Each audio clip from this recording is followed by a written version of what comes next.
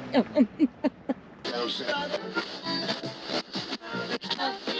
Hey guys, we're Brian, Marisha, and Carlos. We love traveling in our 4x4 Sprinter and sharing our adventures. The good and the not so good. In this series, we're attempting the Arizona Peace Trail to see if it is even doable in a van. If you're just joining us, you might want to go back a few videos, because a lot has happened. Welcome to day 7.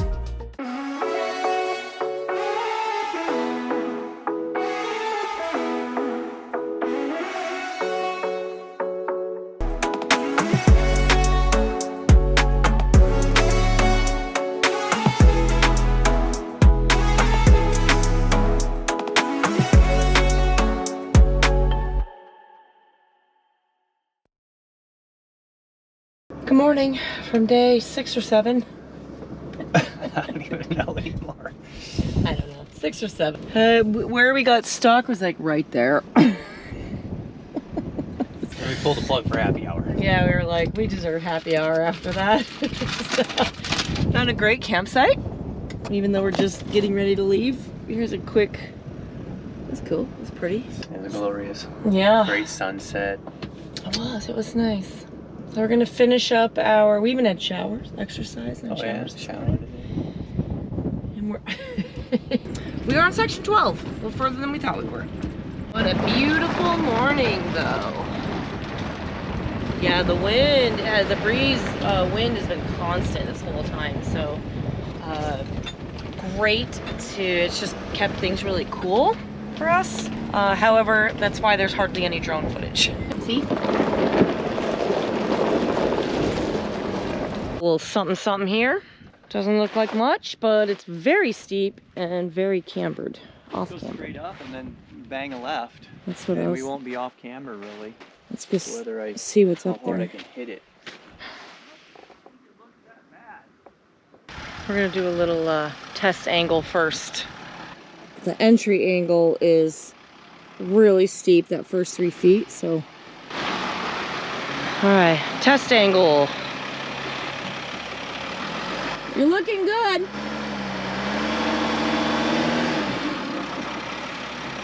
How much clearance will I get? In the front, you have about 10 inches, but you're already starting to go up.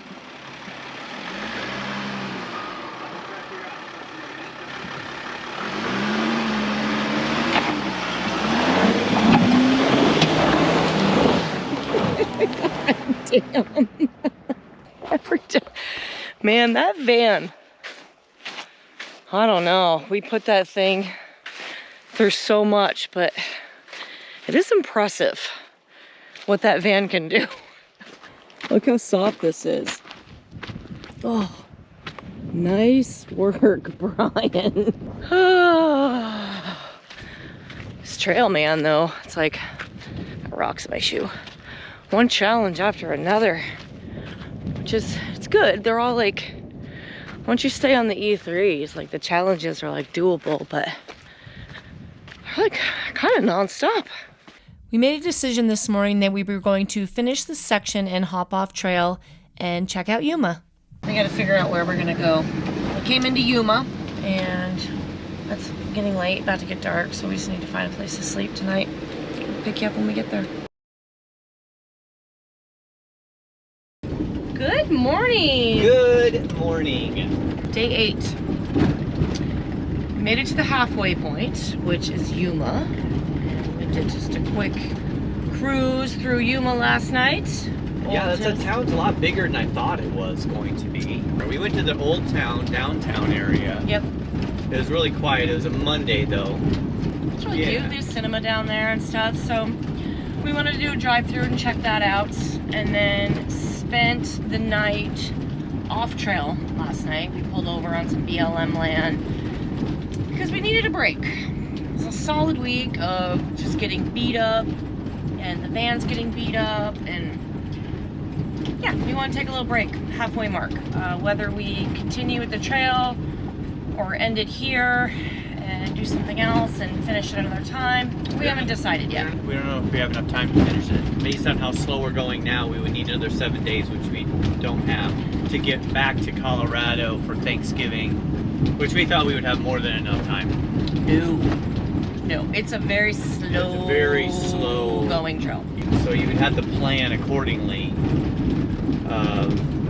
You know, I think the Atlas says what, 7 to 10 days you can get the whole thing done. Maybe in a side-by-side. Maybe in a side-by-side, but I don't think that you can do that in any vehicle unless it's a Baja type truck that you're just ripping over stuff. Yeah.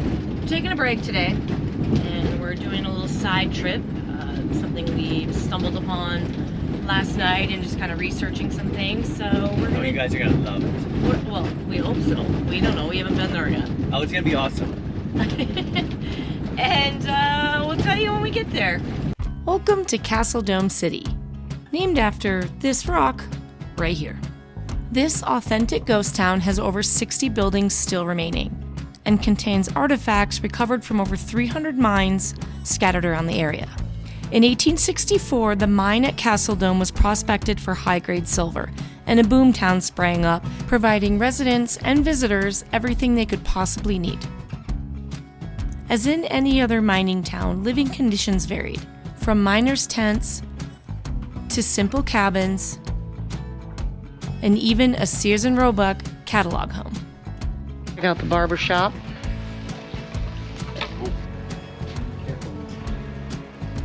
Definitely do without the dummies. Because a hair dryer, that's awesome. Ladies hairdressing chair, 1922. There were 5 bars in town, which seemed to offer a little something for everyone. The cantina. A lot of bars in this town.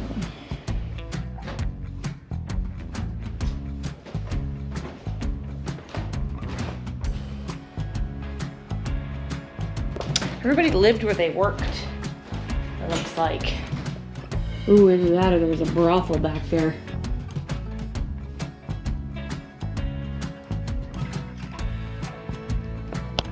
Heading into the mercantile.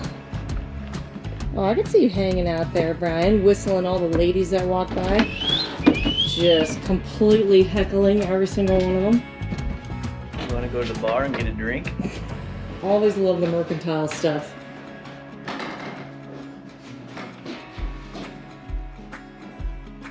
At its height, Castle Dome City had 3,000 residents, which at a time was bigger than Yuma.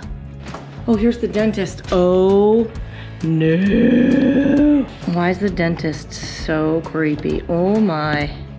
We're going into the bank. Where you put all your winnings from the gambling at the Mhm. hotel.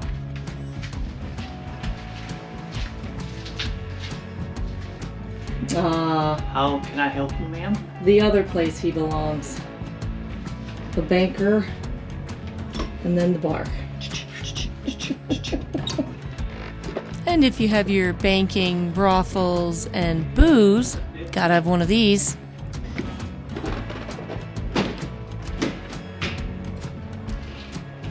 Last grave marker of the Castle Dome graveyard.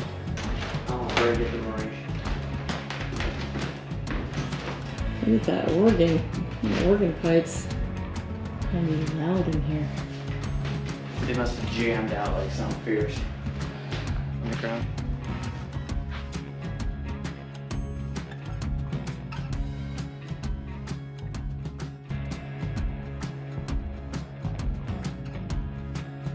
Blacksmith shop.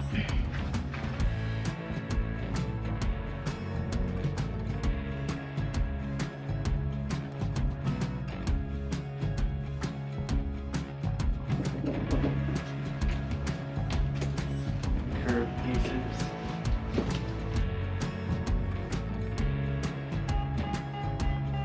This is the sheriff's office.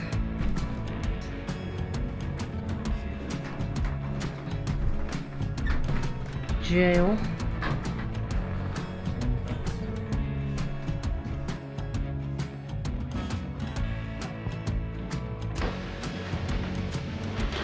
That cool old wagon. Oh, we're gonna go see that, don't you, baby? That's a big nut. You're a big nut. Whoa! That's something. You know who's gonna geek out on this room is Pat Ryan. first boss. He would love it in here. There's so much to see and do here, you almost need 2 days. While we were there, we ended up meeting Jericho, who offered to take us on a private tour of the mine. There was no way we were saying no to this. He is an invaluable source of knowledge on all things mining. So these are actually competing mines. That's all they could claim on the surface, but this hit the main vein. So this is the same vein that from the Spanish diggings runs through here. This is the main fault, but you could do whatever you wanted underground. So all the fights happened underground. And by the way, the ride to the mine itself is also pretty interesting. 290 feet. Where does this go down? 90 feet. Mining began here with 17th century digging from Spanish explorers. Most of the mines here produced silver and galena, which is silver with lead. Going down into the mine. Into the mine. Just reminds me of the days when I used to do some mining. Almost got the black lung.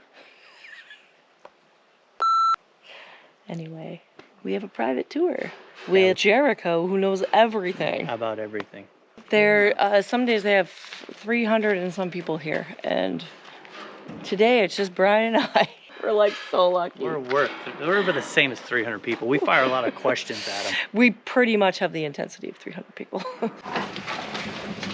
We had no idea this tour was going to be as cool as it was. So we are 680 feet down at an incline, 160 feet below the surface. The temperature stays consistently 74 to 78 degrees down here, no matter how cold or hot it is up on top. Is that warm? I would have thought it would be colder. No, it also you weigh less right now. This is a zero anomaly, zero gravity anomaly. Anything within 25 miles of an active earthquake, which this still is, it's a phenomena that there's less gravitational pull. It's like Austin Powers right here. And there would have been some boards and wood here, but that's what the drifts actually look like. You didn't have a nice flat concrete floor. It was whatever shape the ore was in. They had to haul, buckets, wheelbarrows, whatever. They'd haul the ore out. They'd bring it here. The barrel that you saw in the museum was a lift barrel. So it would bang against the walls and it would lift at the surface. And this was one of the main lift shafts. All artifacts that have been found in one of the over 300 mine shafts on the property have remained here. Look down there, that drift, that's what the mine actually looked like. Down a little bit. Where the aliens are at? Where the aliens With are. the aliens, yeah. But that was just the width of the ore. It wasn't the nice tunnel we're walking down. There's a lot of really cool history here, including the story of Pearl Hart, a Canadian-born outlaw of the old American West. She committed one of the last recorded stagecoach robberies in the United States, and her crime gained notoriety primarily because of her gender. While being hunted, it is said that she hid out in the mines of Castle Dome, leaving the stolen stagecoach strongbox behind. Pearl Hart, she robbed the stagecoach. That's right. That's so cool. I've seen so much antiques and stuff. This is something really unusual. And if we weren't wowed enough, Jericho then took us to another very interesting find in the mines. The oldest pair of Levi jeans is right here. The oldest pair of Levi jeans in existence? Right there, and it has no pockets. That was the oldest pair of On the Levi's back, known. you mean? On the back, right. The very first year. Yep. This one too had no pockets, but that's all wore out. So these were all Levi jeans. There's a pair with one pocket, and they had some kind of little system to, cinch it up. They wore suspenders, or they had those little things there.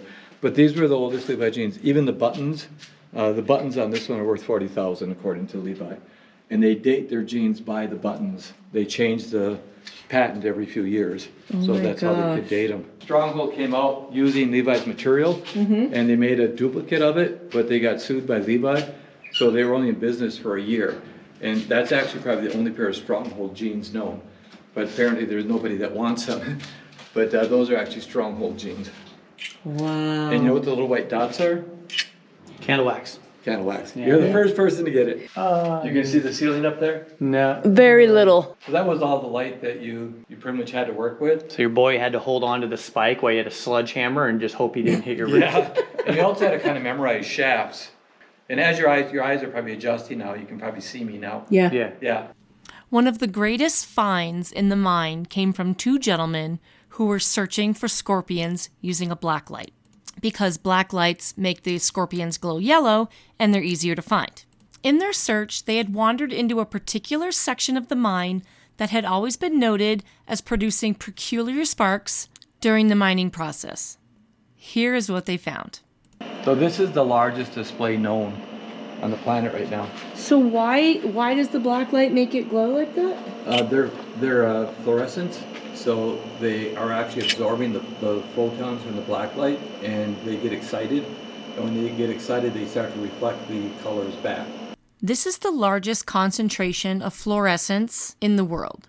There are only 2 other places on the planet known to have clusters of fluorescent minerals: New Jersey and New Zealand, each having 4 varieties. Castle Dome proudly boasts 14. Thanks to Jerica, we had the pleasure of meeting and interviewing the man responsible for preserving and maintaining this incredible property. Meet the owner. Okay, my name's Alan Armstrong. I've been at Castle Dome Museum now for 30 years, and it's been a great project of uncovering the Wild West. This is the oldest mine in Arizona, the longest work, and they have great history here. There was 4,000 people who lived here. By 1878, they built the largest wagons ever made. They were bigger than the ones in Borax, Death Valley. And there was desperados and shootouts, and this place has kept its flavor. Like when you did the mine tour, we've found the oldest Levi's in the world, and they're 150 years old. And Levi Strauss has been here. If you looked up Levi Strauss Historical Archives, Castle Dome Museum, you could see they feature us in their archives as the best find of 201 Levi's ever. One guy offered $115,000 for one pair. Wow.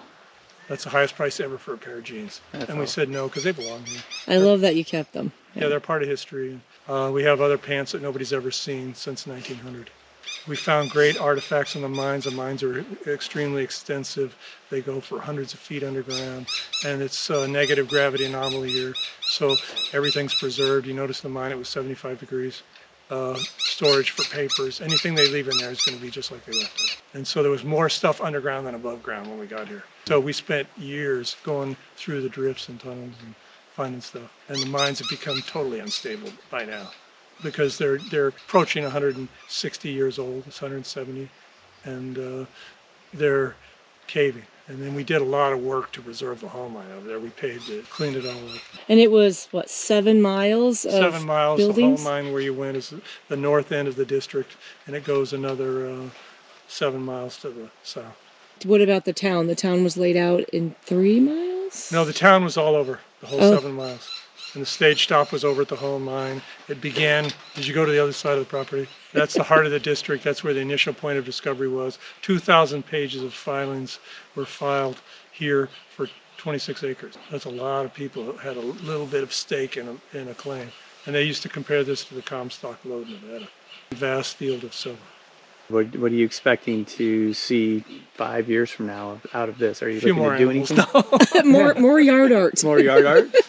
But basically, you can't see it all in one day. You can't. So it's like we're just maintaining it as our vision now, and keeping it in order, and keeping it clean, and keeping it really nice and pristine, and keeping it in shape. And I've said this for years, any new additions, but you never know. Right? I used to say, that's it, no more. And the next year people would say, what are you doing? I said no more. And here we are. It's worth a visit. There's no question about that. Yeah, it's incredible how you've clustered everything, so it is easier to see in a day, because we've been here since before 11 a.m. We've been here all day. I think we might have seen you before we left the town. This is a really unique place because it hasn't lost its flavor from the Wild West. I mean, it's just, if actually you could do time travel and you could go back to the 1800s, the people were, they would say, yeah, I recognize this place. It has, any place you go almost would be totally changed. Even maybe where you grew up as a kid, you'd go back and say, I can't even find my way around town because it's so much development. Yeah, it's good that there's people like you that's preserve these. And this is the unwanted place. Yeah, right. And it's become the gem, you know what I mean? Yep. That's true. A lot of these just get torn apart and then they just disappear. Yeah, and nobody really, this isn't far enough away from everything. sitting out here, and it really was a lot of stuff that just didn't change here. We had to go back in the old newspapers and the files and the archives, and oh, look at that. And, Arizona's first citizen, Colonel Snively, was here. So you had to work your claim once a month unless you ran out of water or were attacked by Indians. Walk back in time. Yeah. Yeah. Well, thank you so much. Yeah, very cool place. What's that, Woody? Thanks for the tour, man. You're welcome. You guys are enjoyable. It's Woody. Good day. Our day wasn't over. While Jericho walked around property, locking gates and doors, we got to continue our history lesson of the area. Like I said, there's a lot to see here. About a quarter-mile walk from the main town cluster are additional buildings that are worth checking out. This included all the buildings we didn't get to see earlier in the day, like the bunk and bathhouse, which housed short-term miners without families, simple mining cabins, the claims office, a doctor's office, and quite a few more. This was for grinding ore. Yeah. And the horse was hooked out there and would walk the circle. And you had to put your ore in here and it would crush it down. We also experienced some of the more interesting private claims, like the Flora Temple Mine. Established in 1871, it was 150 feet deep and a half a mile long. And old Flora dug most of this by hand. Flora's mine produced some of the richest ore in the area. So, but she dug a lot of this by hand.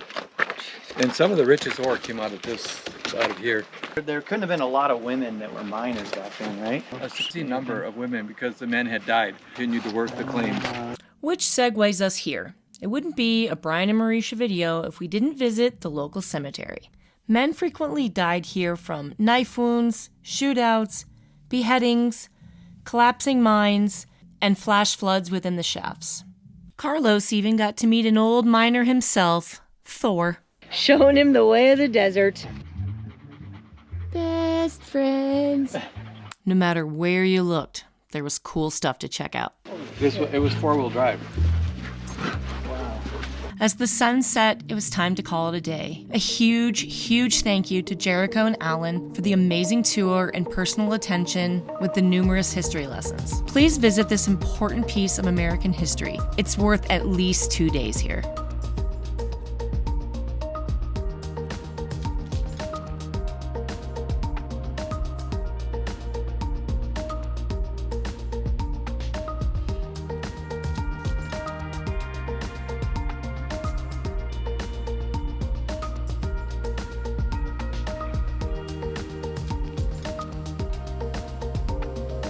See you next time.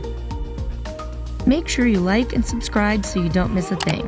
Adventure is calling.